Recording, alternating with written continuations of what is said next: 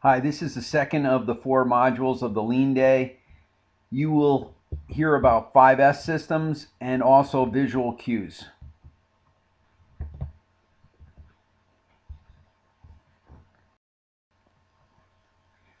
Okay, we're going to talk about 5S briefly here. And 5S is our workplace organization and cleanliness tool. You can also use this in your home. And most of these tools, I kind of joke around that we can use these in the home office and glove compartment. And this is certainly one you can 5S your glove compartment as too. So relative to 5S, whether you're in the workplace, home, or sitting at your desk, think about some of these questions here. Think about trying to find a pen. And for me, I like to write with blue pens. I like the contrast in color on a black photocopied paper. I like the way the blue jumps out. So I'm using blue a lot. I know some organizations you can't use blue. Military requires a lot of organizations to use black. That's fine. At the end of the day, you still got to find your pen, or you've got to find your tools, or you've got to find documents. So how quickly can we put our hands on those things? A good 5S system will provide you with the opportunity to find them a lot faster. The other thing is, we're not the only ones that work in our environments. So when we're not there, or when we're sharing our processes with other people, it's important that they're able to find tools and items as quickly as we can. This may not look familiar to you folks, but we all have one of these drawers in our kitchen or in our home somewhere, and we all refer to them as a junk drawer. And we have them at work, unfortunately, too. And when I ask people about what's in their junk drawer, the first answer that usually comes to the surface is, that's where I keep my junk. That's where I keep all my miscellaneous items that I need. I can't live without, and I put them in my junk drawer. And our junk drawers are disorganized, and they're messy, and they're cluttered, and it's difficult to find the things we really need. And even though you may have thought you put it in your junk drawer, and you go searching for it, it may not actually be in there. Maybe somebody took it out of there. So when we organize things within our work environments, we need to reduce this clutter and this disorganization. Quick story I'll tell you. I went into my junk drawer the other day, and I put a meter to my 38 different batteries that I had in my junk drawer, and I wound up finding out that less than half of those batteries were actually had a charge on them. So what did I do? Of course, I threw out those. But it's kind of silly to put things in our junk drawer that we're not going to need or use. So when we go through the 5S exercise here, you're going to start to realize that it's important to sort out what we need from what we don't need. Only keep the important things within our work environment. And that's what the 5S tool is going to help us do. So here's our messy area, and basically what we're going to tell you is that it's just not manufacturing. We see this in people's offices, top left. We see it in the break rooms, and we see it out in storage areas and actually the manufacturing floor. Here's a shipping area that just completely disorganized and actually can create safety hazards and all. So when we're looking at the different environments and different opportunities, they're all around us. So here's an example of one of the organizations that I work with, kind of a few before and after photos. And not only did we simplify their processes, but in simplifying their processes, we went through and we did a lot of cleanup and we organized this. What's nice about the 5S, if you do it right, we're going to have people that are going to maintain and sustain these gains throughout their process. So again, you've got the before on the left and the after on the right. This is some pretty significant changes, but didn't really cost us anything except some time associated with this. So here's the 5S program and what the 5S's actually stand for. Sort, set in order or store, shine, standardize, and sustain. I'll be going through all 5 of these with you. Just know that there are other systems out there. Some companies employ a 6th S, and they call it a 6S system. I believe it waters it down. Sometimes that 6th S is safety. sometimes it's security, as in IT security. And then I've also heard of spirit, like rah rah. All three of those certainly should be included in your 5S system, but I think they all have other places that can be found within an organization, as standalone programs themselves. So certainly we're going to talk about incorporating all those through the 5 modules, but I think if you kept it to the 5S program, then I think you're going to keep it relatively simple and straightforward for your employees.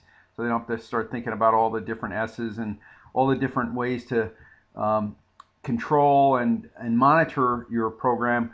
Will be standardized through the 5S's, not having to rate or rank a 6th, 7th, or 8th S. So with that being said, sort is the first step, and what we're going to do here is we're going to sort what we need from what we don't need. When you do this, you want to get a team of people together, and they're going to work through the 5S program. So those individuals are going to identify things in your area that you need for your operation. Things you don't need, you're going to either return to the department that they belong to, or the department that may potentially be able to use those. There may be some instances where you do not feel you need to use a particular piece of equipment or item, but yet somebody else on your team may deem it important to the process. So you either have a referee, you certainly need to discuss the differences of opinions, but it may be important just to put a red tag on that, and a red tag procedure would help you identify the item, put it aside, and give it 3 months or some period of time where if that item is not used, it's then addressed as far as how it would be removed from the area. The second procedure, or the second step, excuse me, in this procedure is to take the items that you've deemed necessary, and you're going to then put those in a particular order or locations that are readily retrievable. This is one of those steps where we're going to consider safety, because we don't want to put items that are very heavy below our knees or above our shoulders. We don't want to cause ourselves or our operators to be turning or twisting. We want to set up our workstations so they're ergonomically friendly. So take the items that we've deemed necessary. These are the items that we've sorted and we've said are important to our process, and we want to put these in areas that they're readily available for our operation. If it's an item that we don't use very often, then it certainly doesn't need to be close to us. So keep that in mind. And what I basically will tell people is, consider you have a bungee cord on your belt and it's attached to your workstation. The further you stretch and have to leave that workstation, the more painful it is going to be as you stretch that bungee cord. So the best situation would be to remain seated and only have to move relative to that seated location. Now there are, again, going to be some opportunities where you're going to need to get up and move around. We certainly want to limit that as much as possible. Shine is when we're going to look at our areas and we're going to establish cleaning procedures. We are going to possibly paint equipment, replace ceiling tiles, look at all the things around that are really not the way they should be. We don't need to make things perfectly new, but certainly cleaning up the area is really important. Now, before you store things away, you probably have done a quick clean. After you've sorted and emptied your area, you've probably done a little bit of a shining, but this shine is after you store things away. This is when you're going to look at some of the major areas within your operation to say, these are the things that we've deemed are important. This is how we're storing them away. And now let's look at making sure that we've got a good cleaning system in place. We may have to set up those cleaning schedules and actually obtain some different cleaning supplies in order to make sure that we're performing things properly.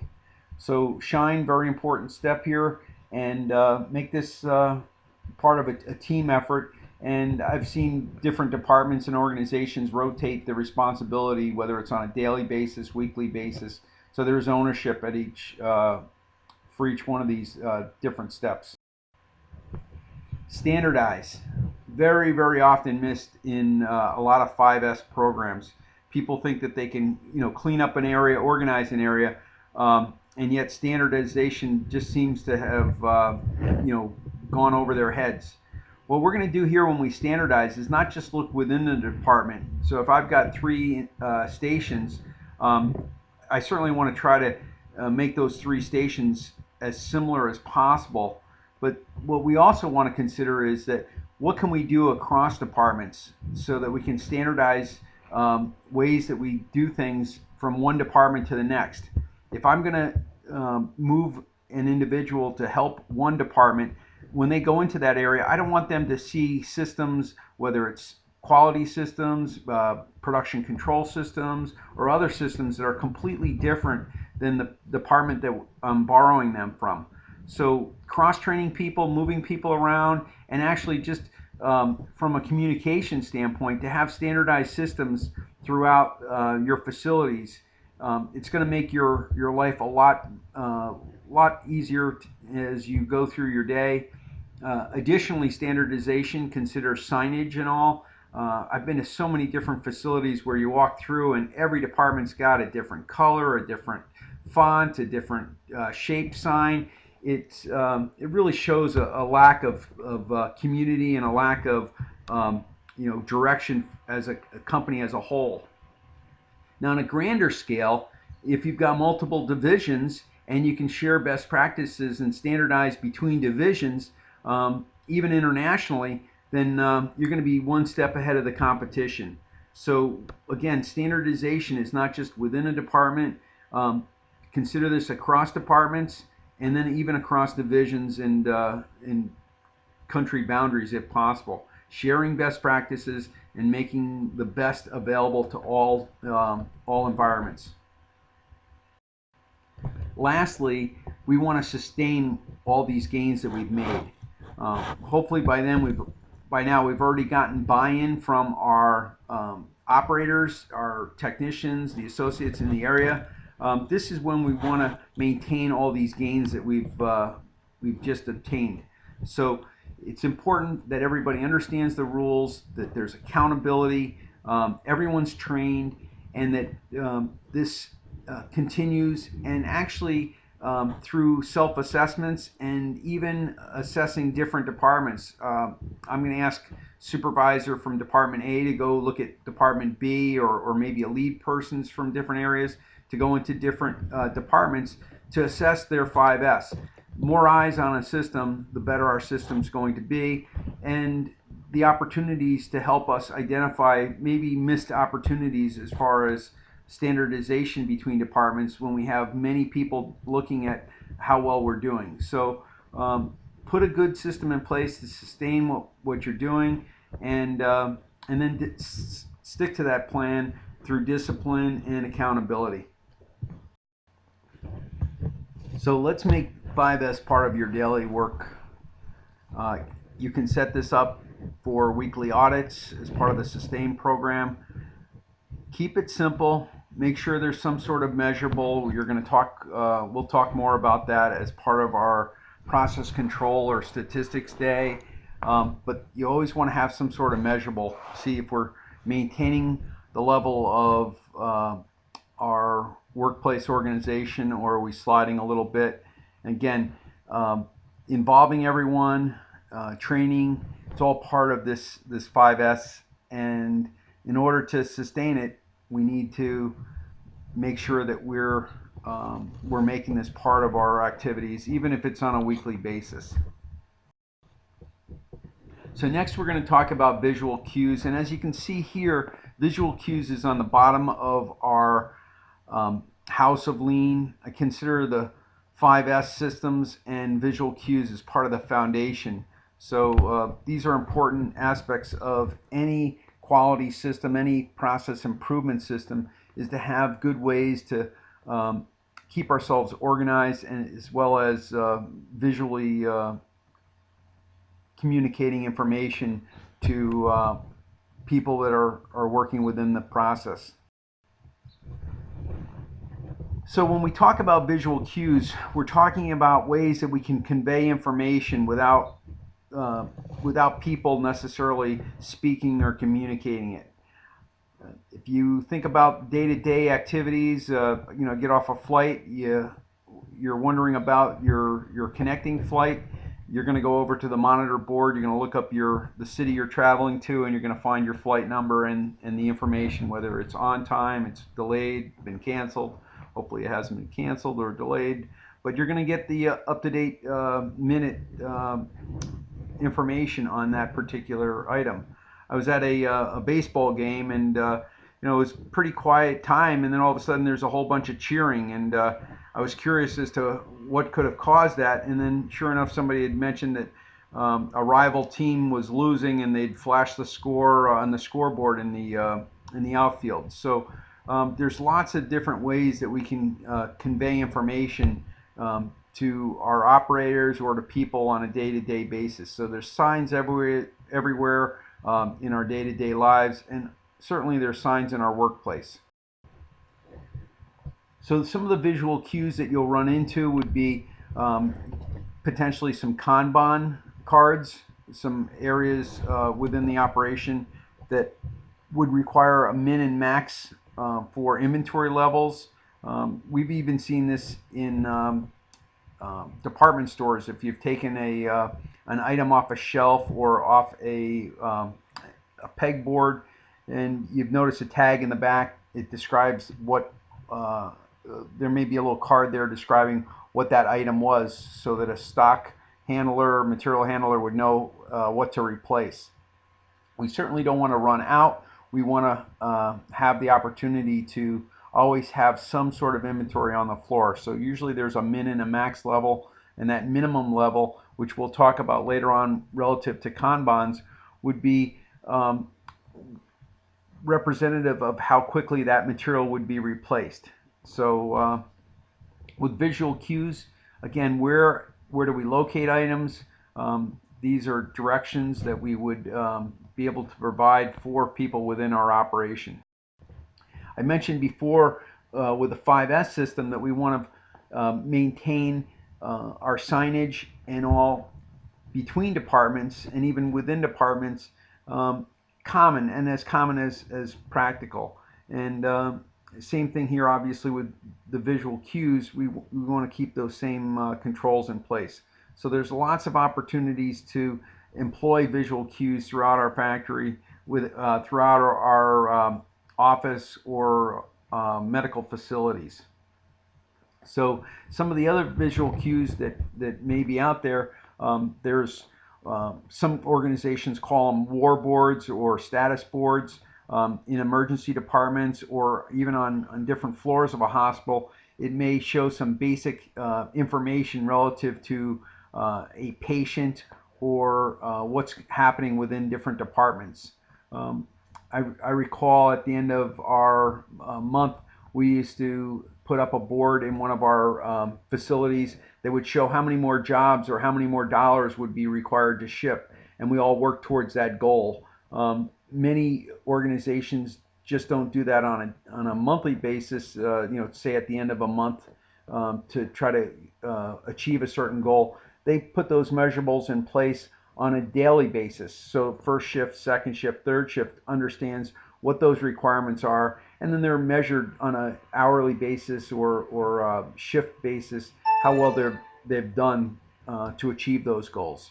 So visual cues can help us with our measurables throughout our facility. Visual cues could also be the form of some sort of control chart, preventive maintenance logs, anything that we're putting up that's conveying information to the people within our departments. So here's a little exercise that you can actually do, whether you want to use your wallet, purse, pocketbook, or even your home's junk drawer. Perform a 5S exercise. You can go back in the slides. Some of you, I know, print these out. That's fine too. But you're going to perform a 5S on that particular item that you've selected. And it could even be your part of your home. Maybe you're going to do this in your den or desk area. When when I'm in live training, sometimes how I describe the 5S program is, I believe that the home show, it's called home sweep, where they empty the house out into the front yard and they take all of the contents and they're basically putting into two main piles. One pile is, this is the pile that we're going to keep, and the other pile is we're going to get what we're going to get rid of. And they're performing this 5S, so they've sorted what they need from what they don't need. Now the get rid of pile generally winds up into two smaller piles, and one of those piles is, this is going right to the dump. The other pile is something that may be sent to relatives or neighbors, or maybe even wind up in some sort of yard or tag sale, yard sale. So they've done a 5S, they've sorted, then they're going to store things away. And usually when they're storing things away, obviously you're going to store less back into your house, and you're going to store it in areas that are going to be appropriate. So as you work through your exercise, think about the 5S and what you're going to do. Maybe even put some signage around. It's not uncommon for people to label things, especially in a home office. Sometimes they have helpers that will come in from time to time, and it may be appropriate to mark a shelf or two. I've also seen some shelves, here's sharing a little best practice, where the cabinet doors are like a clear glass or plexiglass, so that you can see through and you know exactly what's there. I don't need signage in that particular case because I can see right through the cabinets. Another thing nice about that is that if I have things in my closets or on my shelves, I know when they're getting lower because I can see right through that glass. Other organizations remove those cabinet doors completely, and they just simply have the shelves. It's not as neat and tidy, but certainly if you've organized your things well enough, it doesn't look as bad as it could have. So good luck with your 5S exercise and using these tools.